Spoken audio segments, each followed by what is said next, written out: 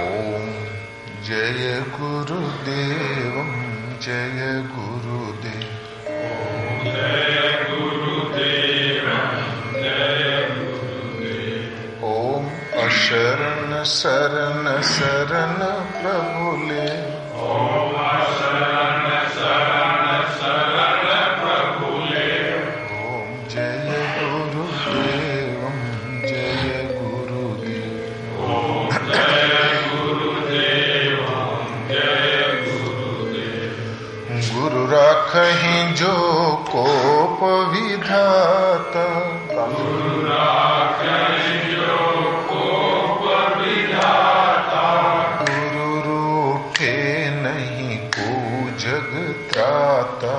गुरु रूठे नहीं को जग त्राता। गुरु के वचन प्रति तन जाई। गुरु के वचन प्रति तन जाई। सपने हूँ सुख मन सुख सिद्धि ताई। सपने हूँ सुख मन सुख सिद्धि ताई। ओम जय गुरुदेव जय गुरुदेव। ओम जय गुरुदेव जय गुरुदेव।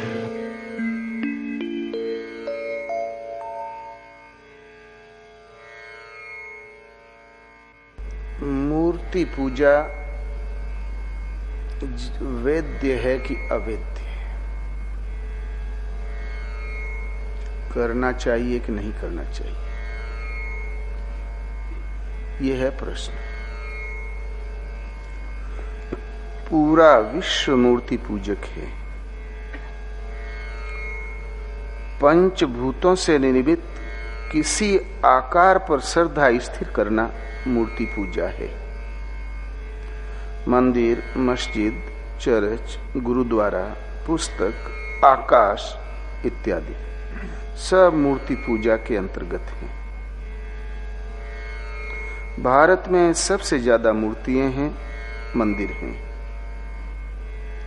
किंतु भारत मूर्ति पूजक नहीं है।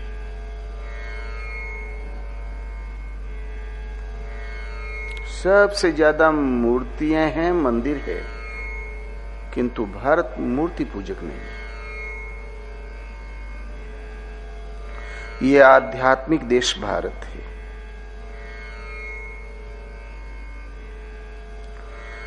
अध्यात्म की प्राइमरी कक्षा है ये मूर्तियां।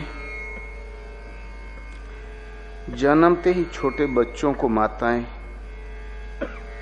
कहती हैं पिता को प्रणाम कर, ये बड़े भैया प्रणाम कर, कुल देवी, वन देवी, हर ताखे में भगवान का कोई न कोई चित्र है, वहां प्रणाम कर, अगरबत्ती जला, तुलसी को प्रणाम कर, पीपल को प्रणाम कर।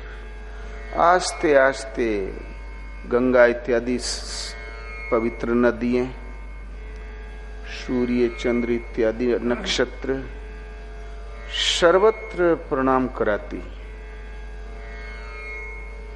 वो बच्चे, जिससे कि आध्यात्मिक संस्कार उसमें पड़ जाए। वो ये समझ लें कि कोई शाश्वत सत्ता है जो सक्षम है, वो हमें शक्ति देती है केवल संस्कार डालने के लिए। जिन महापुरुषों ने भजन की पूर्ति काल में जिस सत्य को पाया, वो परमात्मा कण कण में, जर्रे जर्रे में व्याप्त पाया। इसलिए जर्रे जर्रे की ओर भी उन्होंने प्रणाम करवाया। वही बच्चा आस्ते आस्ते जब 18-20 साल का होता है, तब वो चिंता में पड़ता है कि भगवान एक हैं या अनेक। भगवान एक हैं कि अनेक, हम भजन किसका करें? तब बड़े बड़े विद्वानों से मिलता है, फिर वो तीर्थों में, बड़े मंदिरों में जाता है, संतों से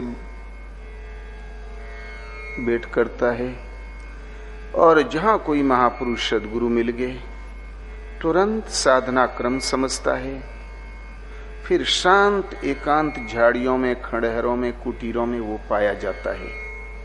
वो कट्टर मूर्ति पूजक फिर लौट के कभी मंदिर में नहीं जाता था। तो कट्टर मूर्ति पूजक, लेकिन जहां साधना सही दिशा पकड़ लिया तो फिर एकांत शांत वन स्थलियों में पाया जाता है। इसलिए भारत में मूर्ति पूजक नहीं है, बल्कि ये आध्यात्मिक देश, भारत की आध्यात्मिक कक्षा है। ये मूर्ति है जिसमें कि श्रद्धा का सृजन हो जाए हर बालक में, बच्चे बच्चे में।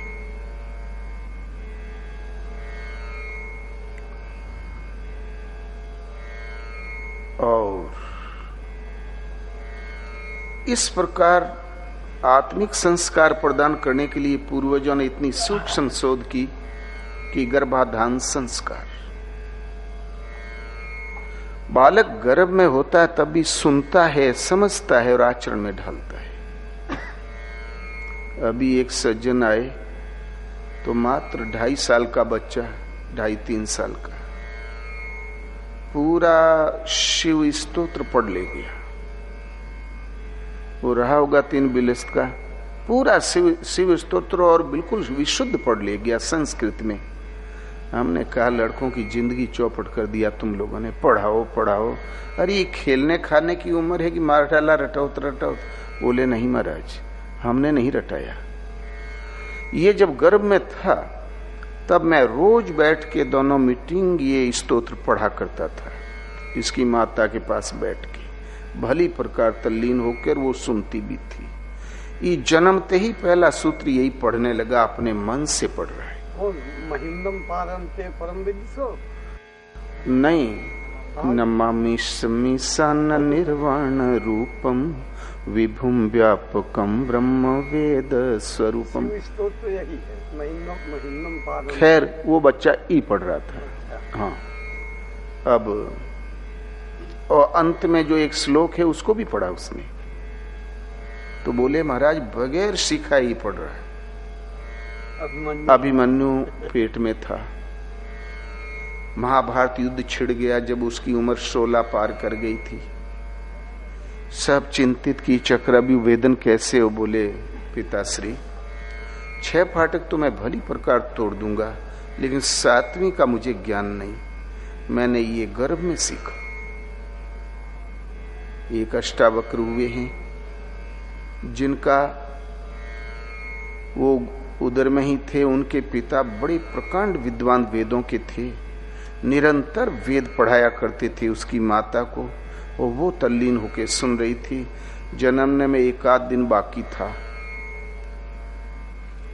कि वो लड़का वो पढ़ा रहे थे। लड़का बोला पिताजी अशुद्धम, ये सूत्र ऐसे नहीं ऐसे। बोले ओ इतना टेढ़ा, जन्मा भी नहीं और तब भी मुझे चैलेंज कर रहा है। विद्वान थे, विद्वानों में एक दोष भी होता है, और जब वो अपने कमजोरी नहीं सहन कर पाते, वो ये भूल गए कि गर्भ वाला शिशु बोल रहा, तुरंत श्राप दिया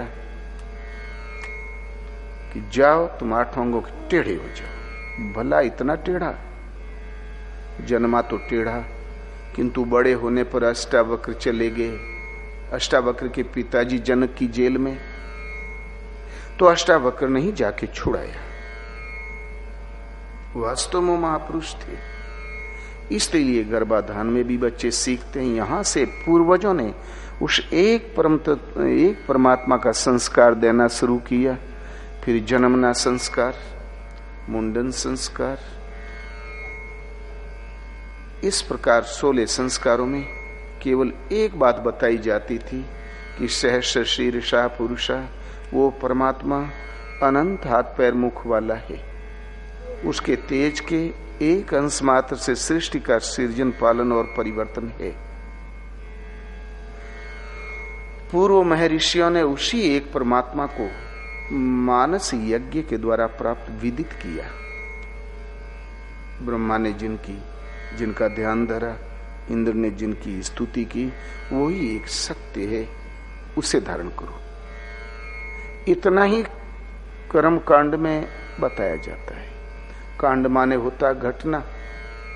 जन्म एक घटना है, शादी भी एक घटना है, नींव पड़ गई घर की तो भी एक घटना है, मकान तैयार हुआ, गृह प्रवेश किया तो भी एक घटना है। हर घटना पर पहुंचकर पुरोहित ये बताता है कि ईश्वर एक है, कण कण में व्याप्त है, उसके तेज के अंश मात्र से सृष्टि का सृजन है। पूर्व अनादिकाल के महर्षियों ने उसी एक नित्य सत्य को प्राप्त किया है, वो भी मानस यज्ञ के द्वारा। इसलिए ये प्राइमरी पाठशाला है। किंतु जहां और वही बालक जब सयाना होता है तो शने सने तीर्थों में, विद्वानों में, सत्पुरुषों में होते हुए जब समझ कोई तत्वदर्शी महापुरुष मिले, साधना जहां जागृत हुई तो एकांत सेवी हो जाता है। बुद्ध मूर्ति पूजक थे, किंतु जितना बुद्ध ने खंडन किया मूर्ति का उतना किसी ने। महावीर मूर्ति पूजक थे, सारे धर्म कर्म जैसे आप करते हो वैसे ही करने वाले थे। गृह परित्याग के पूर्व 1 वर्ष तक 1 करोड़ स्वर्ण मुद्रा का दान रोज किया उन्होंने ब्राह्मणों को। यदि जैन कोई अलग धर्म होता तो ये ब्राह्मणों को दान क्यों दे रहे? वही जो परंपराएं हैं, दान पुण्य की परंपराएं, ज्यों का त्यों निर्वाह किया। किंतु जब बोध साधना में प्रवृत्त हुए, लौट के मंदिर कभी नहीं गए। वो एकांत शांत झाड़ियों में मिलने लगे, खंडेरों में चिंतनरत मिलने लगे। भरत, जड़ भरत इसी दशा में था, और हर महापुरुष, क्या हमारे गुरुदेव सब इसी दशा में थे। भारत में जितने होने वाले महापुरुष इसी अवस्था से गुजरे। और जैसे प्राइमरी के छात्र के लिए कै माने कबूतर, कै माने खरगोश, गे माने गधा, ए माने एप्पल, जितने हर अक्षर को समझाने के लिए बड़े बड़े चित्र, मार चित्र ही चित्र। चुन्नी मुन्नी भेड़िया झपटा, चुन्नी ने डंडा मारा, भेड़िया भागा, व्यर्थ की बकवास।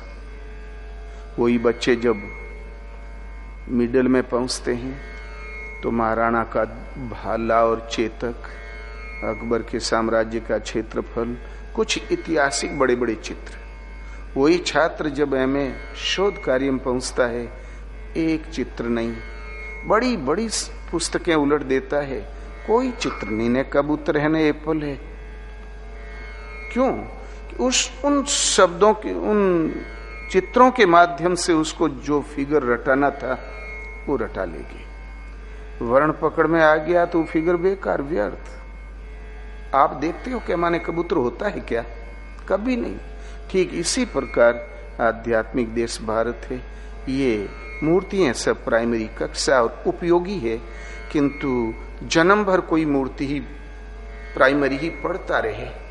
आपका बच्चा क्या माने कबूतर, क्या माने खरगोश, 20 साल में, 60 साल में, 80 साल में, मरने की घड़ी तक आपका बच्चा पढ़ता रहे माने एप्पल, तो क्या वो पढ़ता है?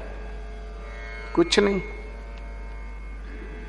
इसलिए ये उचित है, किंतु जन्म भर उचित नहीं है। आगे भी कक्षा है।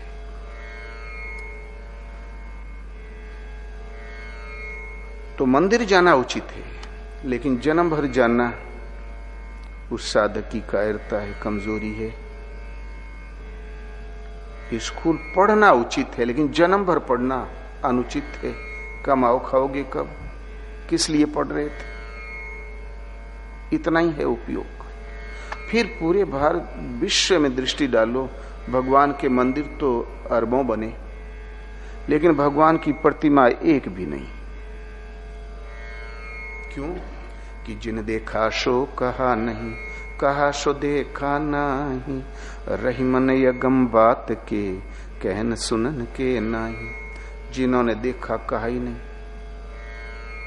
और जो कहता है वो उस बेचारे ने अभी देखा नहीं, अगम्य है, कहने सुनने की बात नहीं। भगवान कृष्ण कहते हैं वो अचिंत्य है, अगोचर है। इंद्रियों और इंद्रियों से देखने में आती वहां तक भगवान नहीं। मन और बुद्धि जहां तक निर्णय कर लेती वहां तक भगवान नहीं। इसलिए इंद्रियों का दमन और मन का समन करके ही महापुरुषों ने उस नित्य सत्य को पाया, वो भी अनुभव की आंखों से। कबीर कहता है, आदि शंकराचार्य ने कहा, अनिर्वचनीय, वाणी से निर्वचन नहीं किया जा सकता, वाक्य से व्यक्त नहीं किया जा सकता, लेकिन तुम प्राप्त कर लोगे। उपाय सुगम, कर पर भिक्षा, तरतुर वासा, भज गोविंदम।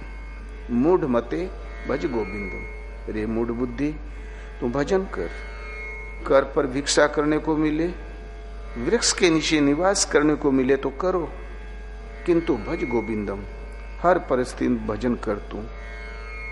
यही एक उपाय बताया। कबीर ने कहा, जब दर्शन हुआ तब कि लाली मेरे लाल की जित देखो तित लाल, लाली देखन में गई मैं भी हो गई लाल।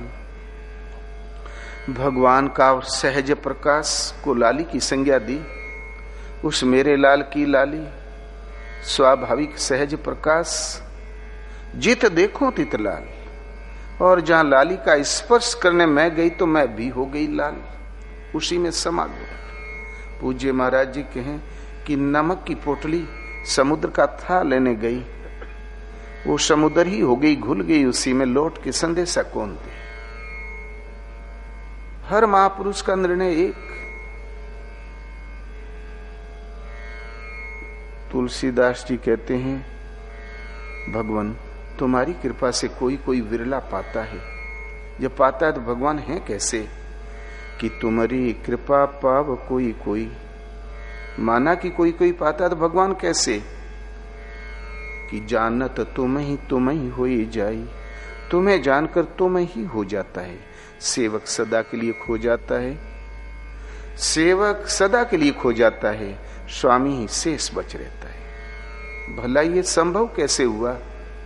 एक उदाहरण प्रस्तुत करते हैं कि सुर शरी मिले सो पावन कैसे, ईस यानी सही अंतर जैसे। एक बूंद गंगा का जल है, नाम बूंद भर है, और कहीं गंगा से स्पर्श करा दिया जाए तो बूंद भर नाम रहेगा कि गंगा? गंगा का धारा प्रवाह तो सबको दिखाई पड़ेगी, बूंद तो ढूंढने पर भी नहीं मिलेगी वो बूंद। ठीक इसी प्रकार साधना के सही दौर में पढ़कर क्रमशः उत्थान करते करते जहां उस मूल परम तत्व का स्पर्श किया तो विशुद्ध उसी का अंश था, ईश्वर अंश जीव अविनाशी। जहां अंशी का स्पर्श किया तो तुरंत जानत तुम्हें हो जाई, उसी में मिल गया। अधिक था उसका नाम नेशन बचा रहता है, कम था उसका मिट गया। यही है सहज स्वरूप की प्राप्ति, केवल्य पद। इसलिए भगवान के मंदिर तो बहुत बने, ले प्रतिमा किसी में नहीं। तुलसीदास जी ने एक बढ़िया रूपक दिया। माता पार्वती ने प्रश्न किया कि राम कौन? रामत सोअवध नेपति सुत सोई, की अज अगुणे अलख गति कोई। राम वो जो राजा का लड़का, या अलख अविनाशी कोई और? जो नृपत ने तो ब्रह्म किमी, नारी विरह मति भोरी। देखी चरित महिमा निरखी, भ्रमित बुद्धि अति मोरी। यदि राजा का लड़का तो फिर ब्रह्म कैसे? एक स्त्री के मोह में हाय सीते खपतुल आवाज कभी पेड़ों से पूछता, कभी लताओं से। क्या पहले भी कभी इन्होंने बातें की थी क्या? और देख चरित महिमा निरखी, भ्रमित बुद्धि अति मोरी। हमें चरित्र देखा, जिधर ताकता था कभी मृगों के पीछे, कभी पेड़ों से पत्तियों से पूछ रहा था, और कुछ महिमा देखी। जिधर देखा राम लक्ष्मण और सीता को खड़ा पाया, आंखें मूंद ली तो हृदय में खड़ा पाया। इसलिए मुझे मेरी बुद्धि में एक भ्रम है। भोलेनाथ पहले तो बिगड़ खड़े हुए, फिर ध्यान धर के देखा, और बोले पार्वती, ये तुम्हारा तो प्रश्न ही नहीं है, तुम्हें कोई संदेह नहीं, किंतु संसार का प्रश्न अवश्य है, जगत हित के लिए तुमने प्रश्न किया है, तो सुनो। आदि अंत को जा सुन पावा, मति अनुरूप निगम यस गावा। आदि माने जन्मा कब से, अंत जिएगा कब तक, ये तो कभी कोई नहीं पाया। लेकिन अपने विवेक के अनुसार वेदों ने इस प्रकार गायन किया है कि बिनु पद चले सुने बिनु काना, कर बिनु कर्म करहि विधि नाना। बगैर पैरों में से वो सर्वत्र चलता है, बगैर हाथों के वो सर्वत्र काम करता है, बगैर तन के इस और बगैर कानों के सर्वत्र सुनता है। तन बिनु परस नयन बिनु देखा, बगैर शरीर के सर्वत्र स्पर्श करता है, बगैर आंखों के सर्वत्र देखता है। अस सब अब बुलाओ फोटोग्राफर कि यहां कोई देख रहा, फोटो खींचो। खींच लेगा कोई? यहां चल रहा है, चल आप चित्र खींच के दिखाओ। बगैर शरीर के स्पर्श करता है। अस सब भांति अलौकिक करनी, महिमा जा सुजाय नहीं बरनी। लौकिक माने जो सृष्टि में है, अलौकिक माने जो सृष्टि से परे करनी है, जिसकी महिमा वाणी का विषय नहीं, अनुभव गम्य है। अंत में निर्णय दिया कि जेहि मिगा वही वेद बुध, जाहि धरे मुनि ध्यान। सो दशरथ सुत भक्त हित, कौशलपति भगवान। जिसको इस प्रकार वेद और विवेकी पुरुष, प्रत्यक्षदर्शी महापुरुष गायन करते हैं, मुनि लोग जिसका ध्यान करते हैं, वो है दशरथ सुत और भक्त का हितैषी, कौशल का स्वामी भगवान। मुनि लोग किसी मूर्ति का ध्यान नहीं धरते, मुनि लोग उसका ध्यान धरते हैं जो बगैर पैर के चलता है, बगैर आंखों के देखता है, हर तरीके से अलौकिक करनी है। जाहि धरे मुनि ध्यान, मुनि लोग उसका ध्यान धरते हैं। इसके विपरीत कदाचित ध्यान धरते हैं, तभी मुनि ही नहीं। वो है दशरथ सुत। वास्तव में रामचरित एक मानस है। मानस मन को कहते हैं, अंतःकरण को। राम के चरित्र वे जो आपके अंतःकरण में प्रसारित हैं सब में, दिखाई नहीं देते। बारीकी से मन का विश्लेषण करोगे तो काम के चरित्र, लोभ मोह के चरित्र, राग द्वेष के चरित्र दिखाई पड़ेंगे, राम के तो नहीं पड़ते। अब ये प्रसुप्त रामचरित्र जिस प्रकार जागृत होते हैं सब में, ये जिस प्रकार जागृत होते हैं वो विधि इस रामायण में अंकित है। ये पूरी की पूरी रामायण एक मानस है, आपके मन के अंतराल में प्रस्तुत राम की जागृति और राम पर्यंत दूरी तय करा देने वाली प्रक्रिया है, इसलिए इसका नाम है मानस। तो दशों इंद्रियों की निरोधमयी प्रवृत्ति ही दशरथ। विषयों में तो निरोध होगा नहीं, क्यों? जिमी प्रतिलाभ लोभ अधिकाई और इच्छा भड़क जाएगी। जब भी निरोध होगा तो भजन से होगा, भगवान के सुमिरन से होगा। सुमिरन में श्रद्धा की डोरी ऐसी लग जाए कि दशों इंद्रियां संयमित होकर एक दिशा में इष्ट की ओर जिस क्षण प्रवाहित हुई, राम प्रकट हो जाएंगे। भक्त हित, भक्त वही है जो संपूर्ण इंद्रियों की चेष्टाएं समेट के एक हरि का सुमिरन करे, वो भक्त का हितैषी है। कोश कहते हैं आत्मिक संपत्ति को, जो निज धन है, एक बार प्राप्त हो गया तो निश्चय ही मुक्ति देके दम लेता है। उस संपत्ति का जो मालिक है वो है भगवान। इसलिए भगवान की मूर्ति तो बनी ही नहीं, वो अनुभव गम्य है। भगवान जब आप में दृष्टि बनकर खड़े हो जाएं सामने स्वयं, तभी वो देखने में आता, समझ में। इसलिए मंदिरों में मूर्ति की तो कभी स्थापना हुई ही नहीं। प्रश्न तो ये था। इसलिए भगवान के मंदिर अवश्य बने, किंतु भगवान की मूर्ति किसी मंदिर में नहीं है, कहीं भी नहीं है, हो भी नहीं सकती। जो बगैर पैर के चलता, अलौकिक ही जिसकी करनी है, जिसने जाना उसी में समा गया। लौट के कहा ही नहीं, कहा तो अनिर्वचनीय। कहे कबीर गूंगे की शक्कर खाई सेव पे जाने। गूंगा जब शक्कर खाता है तो सिर हिलाता है, मुस्कुराता है, लेकिन बता नहीं सकता कि ये नमकीन टेस्ट से खुश हो रहा है कि मिठास से। जो सरकारी कहत है ना कि अनिर्वचनीय, तो हो तो गया मूर्ति बनी, अनिर्वचनीय है। मंदिर में बना। इसलिए जितने भी मूर्ति है वो महापुरुषों की है। सब जो परमात्मा का स्पर्श करके परमात्मा भाव को जो प्राप्त हो गए थे, उन केवल्य पद प्राप्त परमात्मा स्वरूप महापुरुषों की है, परमात्मा की ही है। वो परमात्मा स्वरूप है। और चाहे कृष्ण हो, चाहे राम हो, चाहे नानक हो, चाहे बुद्ध हो, सब उनकी है।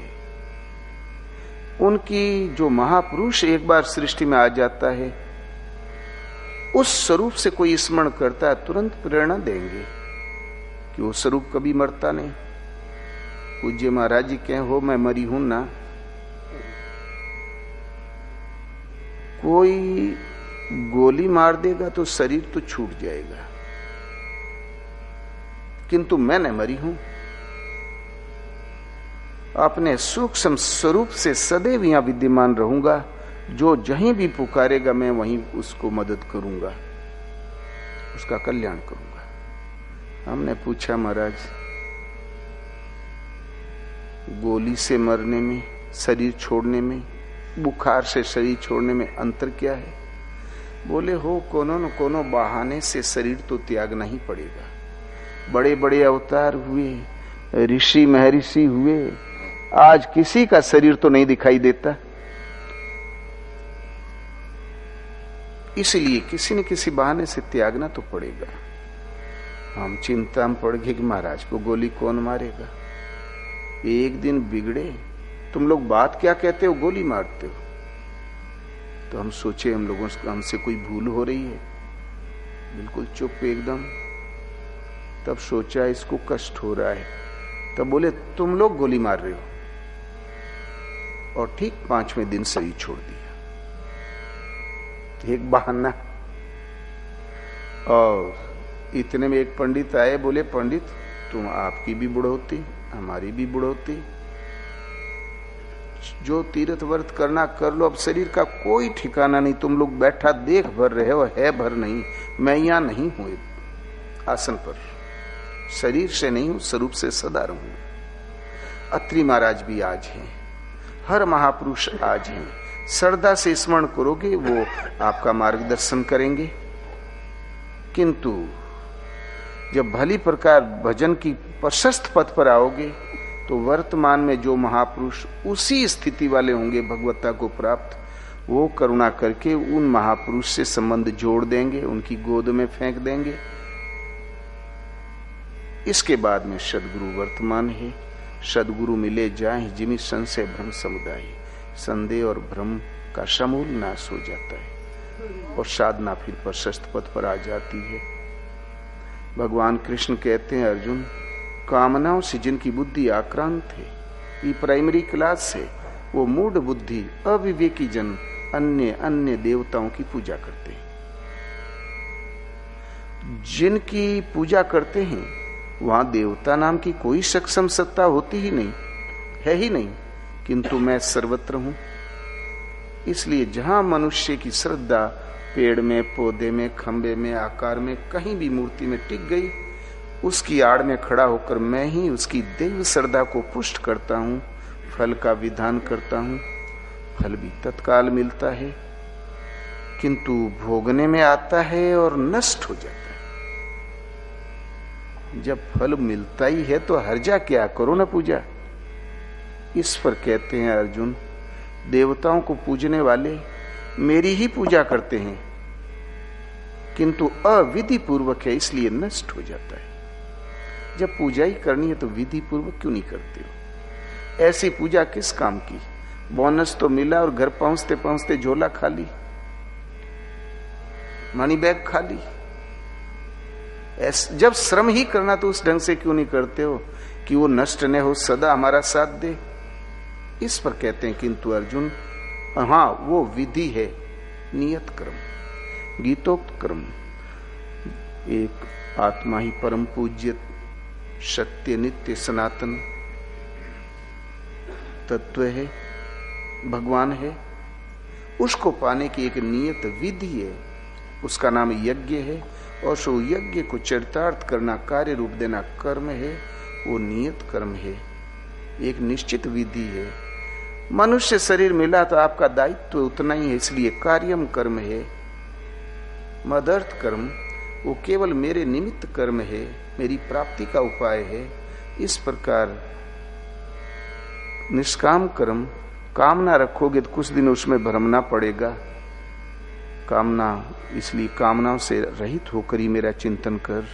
कामना कर केवल मां भी छाप तुम धनंजय, मेरी प्राप्ति के लिए इच्छा कर, ये इतनी ही कामना कर, मैं रहूंगा, तुम्हारी सारी सुख सुविधा रहेगी। बस इसलिए आस्ते आस्ते देव पूजा भगवानी की है, लेकिन जहां थोड़ा स्तर उठा तो भगवान उसको छुड़ा के अपने में डाल लेते हैं। नियत विधि है गीता, इससे करना चाहिए। तो साधक, आप ये भारतीय नागरिक बालक जहां 10, 15, 20 साल के अंदर में पहुंचा, सने सने तो जहां बुद्धि का विकासवाद खोजने लगता है, जहां कहीं ऐसे ही तत्वदर्शी महापुरुष मिल गए। कृष्ण के अर्जुन ने प्रश्न कर दिया, भगवान उस ज्ञान को मैं कहां पाऊं? तो बोले किसी तत्वदर्शी महापुरुष के पास जाकर निष्कपट भाव से सेवा और प्रश्न करके तुम उसको प्राप्त करो। यज ज्ञात्वा न पुनर्मोहमेवं गास्यसि पांडवा। उनसे जान लेने के पश्चात तुम्हें फिर कभी संदेह नहीं होगा कि रास्ता ये सही कि उधर सही, भजन ये सही कि वो सही, कभी संदेह नहीं होगा। और तुम उस ज्ञान को प्राप्त कर लोगे जिसके बाद कुछ भी पाना शेष नहीं रहता। स्वयं भगवान सामने खड़े थे, तत्वदर्शी के पास भेजने की क्या जरूरत थी? क्योंकि कृष्ण ही के, भगवान श्री कृष्ण के ही शब्दों में भगवान कृष्ण भी एक तत्वदर्शी हैं, महापुरुष हैं, योगेश्वर हैं। स्वयं योगी हो, अन्य को योग प्रदान कर देने की क्षमता हो, उन्हें योगेश्वर कहते हैं। योग का ईश्वर, योग का मालिक, मालिक वो जो दे सके। और घेरा डाल के बैठा तो मालिक थोड़ा ही हो, तो पहरेदार है केवल। जानते थे आज का ये अधिकारी मेरे सामने है, भविष्य की पीढ़ी को कहीं संदेह न हो जाए कि भगवान तो गए, अब भजन किसका करें, किससे पूछें। इसलिए उन महापुरुष ने तत्वदर्शी महापुरुष की शरण भेजा। तो जहां वो छोटी छोटी पूजाएं, जहां अगली कक्षा में पहुंचे, तत्वदर्शी महापुरुष के पास टकराव हुआ, साधना मिली, फिर वो शांत एकांत में जहां पूजा करनी चाहिए वहां पूजा करने लगता है। शुरू में तो भगवान कृष्ण ने अर्जुन को नहीं बताया, किंतु 18 अध्याय में जब पहुंचते पहुंचते अर्जुन ने प्रश्न करना बंद कर दिया, उसकी सारी शंकाएं समन हो गई। जो वो नहीं कर सकता था वो भगवान ने स्वयं बताया। अंत में देखा कि अब पात्रता आ गई है, तब भगवान ने कहा, अर्जुन ईश्वर कहाँ रहता है जानते? ईश्वर है सर्वभूतानां हृदय से अर्जुन तिष्ठति, ब्राह्म्यान सर्वभूतानि यंत्रारूढ़ानि माया। वो ईश्वर सब प्राणियों के हृदय देश में वास करता है। इतना समीप हृदय के अंदर, तब लोग जानते क्यों नहीं? तब कहते हैं अर्जुन, माया रूपी यंत्र में आरूढ़ होकर भ्रमवश जीव लोग भटकते ही रहते हैं, इसलिए नहीं जानते। ठीक माना कि ईश्वर हृदय में, तब शरण किसकी जाए? अगले ही श्लोक में कहते हैं, तमेव शरणम गच्छ सर्वभावेन भारत तत्प्रसादात् पराम शांतिम स्थानम प्रापसि शाश्वतम। अर्जुन वे ईश्वर, उस हृदय स्थित ईश्वर की शरण जाओ, संपूर्ण भावों से जाओ। आधा भाव पशुपतिनाथ, कुछ भाव वैष्णो देवी, कुछ भाव कामाक्षा देवी, कुछ भाव मैहर। आप तो 12 आने लीक हो गए। सब जगह भाव ही तो घसीट के ले जाता है। संपूर्ण तो भगवान नहीं मिलेंगे, संपूर्ण भाव से, पूरे मनोयोग से लगो, हृदय स्थित ईश्वर की शरण जाओ। मान लो हमने सारी मान्यताएं तोड़ी, शरण चले गए, तो लाभ क्या? कहते हैं उसकी कृपा प्रसाद से तुम परम शांति प्राप्त कर लोगे और उस स्थान को पा जाओगे जो शाश्वत है। तुम रहोगे और तुम्हारा निवास रहेगा। इसलिए वो जहाँ सदगुरुओं से विद्या मिल गई तहाँ वो असली पुजारी होता है। वो पूजा वहां करता है जहां करनी चाहिए, वो हृदय में करता है। और बिनु पद चले सुनई बिनु काना, जिस जाहि धरे मुनि ध्यान, उसका ध्यान धरने लग जाता है। इसलिए वे महापुरुष आरंभ के कट्टर मूर्ति पूजक जब वो कक्षा पास करके अगली में गए तो लौट के पीछे वाली में कोई नहीं बैठता। इसलिए मंदिर जाओ, शुभ है, संस्कार संपन्न, सम्मत है, कल्याणकारी है, लेकिन जन्म भर जाना, अगली कक्षा के लिए सोचना ही नहीं, वहीं तक चक्कर मार के भजन की पूर्ति मान लेना, तो धोखा हो जाता है। हर हालत में भगवान एक परमात्मा का करना ही होगा एक दिन, और कोई नहीं। वो एक पड़ाव है, प्राइमरी कक्षा। इसलिए एक सीमा तक वेद्य है, फिर कुछ भी नहीं है, फिर सब छूट जाता है। जहां करना चाहिए वहीं करना चाहिए। भगवान बुद्ध, गुरु नानक, ये महावीर, ये सब उसी कक्षा के उपदेशक हैं, हमारे गुरुदेव भी। और पहले हम मूर्ति पूजक रहे। सारा रामचरितमानस, कहीं प्रश्न, कहीं उत्तर, कहीं आधा उत्तर, कहीं फिर शंका, किंतु उत्तरकांड उत्तर है। सारा सब का निष्कर्ष और समाधान है। अंत में निर्णय देते हुए कहा कि धार्मिक कौन? तो सोई धर्मज्ञ गुणी, सोई ज्ञाता, सोई महिमंडित पंडित दाता, धर्म परायण सोई कुल ताता, राम चरण जाकर मन राता। वो धर्म के विषय में बहुत ऊहापोह में पड़ने की आवश्यकता नहीं। वो विशुद्ध धर्मज्ञ है। धर्मज्ञ माने धर्म का मर्मज्ञ, धर्म का विशेषज्ञ है, साधारण फटीचर धार्मिक नहीं। धर्मज्ञ, गुणी, ज्ञाता, पृथ्वी में सम्मानित पुरुष और दानदाता, उसके पास देने लायक सामग्री है। नीति निपुण सोई परम शयान, श्रुति सिद्धांत नीकते ही जाना, दक्ष सकल लक्षण युत सोई, जाके पद सरोज रति होई। वो नीति में निपुण है, परम शयाना है, बहुत बड़ा समझदार, सुलझा हुआ आदमी, और वेदों का सिद्धांत भली प्रकार उसने जाना है। किसने? कि राम चरण जाकर मन रहता है। राम एक उन परम प्रभु के चरणों में जिसका अनुराग जग गया हो, मन अनुरक्त हो गया हो। अंत में भगवान शिव निर्णय देते हैं कि शोकुल धन्य उमा सुन, जगत पूज्य सुपुनीत, श्री रघुवीर परायण, जेहि नरे उपजो विनीत। हे पार्वती, वो सारा कुल भाग्यवान है, सारा का सारा कुल कृतार्थ है, जिस कुल में किसी एक का राम उन परम प्रभु के चरणों में अनुराग जग गया हो। भगवान शिव तो झूठ बोलेंगे नहीं। ये रामचरितमानस शिव के ही हृदय की उपज है। उनसे लोमस ने जाना, उनसे याज्ञवल्क्य ने जाना, भरद्वाज, तुलसी और आप लोगों तक आई। हम तीर्थ क्यों करने आए? हजारों किलोमीटर से, भारत के कोने कोने से ये भागते हुए हम तीर्थ में क्यों आए? इससे हमें क्या प्राप्त करना है? तो तीर्थाटन साधन समुदाय, जोग विराग ज्ञान निपुणाई, नाना कर्म धर्म व्रत दाना, संयम दम जप तप मख नाना, भूत दया द्विज गुरु सेवकाई, विद्या विनय विवेक बढ़ाई, जहाँ लगी साधन वेद बखानी, सब कर फल हरि भगति भवानी। संपूर्ण तीर्थों का भ्रमण, संपूर्ण साधनों का समुदाय, योग और वैराग्य, ज्ञान में दक्षता, प्राणियों पर दया, सद्गुरु की सेवा, जहां लगी साधन वेद बखानी। जहां तक साधनों का वर्णन वेदों ने किया, सबका फल केवल एक, हरि की भक्ति।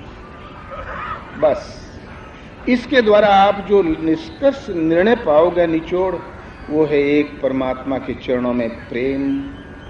बोलो श्री राम जय राम, जय जय राम।